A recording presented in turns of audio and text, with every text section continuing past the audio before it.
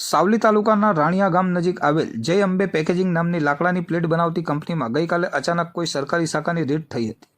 ભારત દેશ અને દુનિયામાં હાલ પર્યાવરણને લઈ બહુ જ ગંભીરતા વર્તાઈ રહી છે, ત્યારે પર્યાવરણને ફરીથી થોડા અંશે દુરુસ્ત કરવા માટે વારંવાર વૃક્ષો વાવો, પર્યાવરણ બચાવોના નારા સાથે અનેકો વિસ્તારમાં વૃક્ષો રોપવાનો દેખાડો અને લોકો તરફથી કરવામાં આવતો હોય છે। તેવામાં છેલ્લા ઘણા સમયથી સાવલી તાલુકાના રાણિયા ગામ નજીક આવેલ જય અંબે પેકેજિંગ નામની લાકડાની પ્લેટ બનાવતી કંપની હાલ 2 વર્ષ જેવા સમય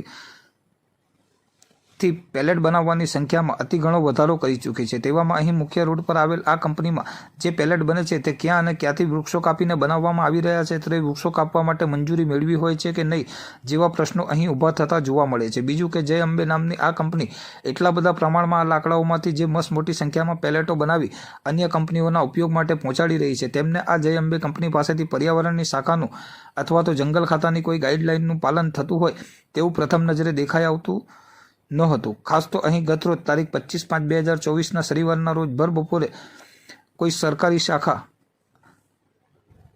GJ6 PK 8982 નંબરની પ્રાઇવેટ સ્વિફ્ટ ગાડીમાં આવી રેડ કરવામાં આવી હતી, પરંતુ મીડિયા કર્મીઓને સામી નજરે જોતા પોતાના ચહેરા નજરે ન ચડી જાય અથવા તો કેમેરામાં કેદ ન થઈ જાય તેથી કેમેરાથી નજરો બચાવતા પણ જોવા મળ્યા હતા। અને જ્યારે મીડિયાના કેમેરા સામે આવ્યા ત્યારે આ સરકારી બાબુઓ કંઈક સરકારી શાખામાંથી આવ્યા છે, આ શાની રેડ કરવામાં આવી છે એવા સવાલોનો કોઈ પણ જવાબ આપવાનો ઇનકાર કરી ઉપરથી મીડિયાકર્મીને આ સવાલ કરનારા તમે કોણ આ શબ્દ કહી બીજા કોઈ પણ જવાબ આપ્યા વગર ચાલતી પકડી હતી। અને આ ઉપરથી ચોક્કસપણે દેખાઈ આવ્યું કે સરકારી અધિકારીઓ દ્વારા રેડ કરી કોથળામાં બિલાડું છુપાવી જય અંબે પેકેજિંગ નામની આ કંપનીના માલિક પાસેથી કંઈક રંધાયું હોય।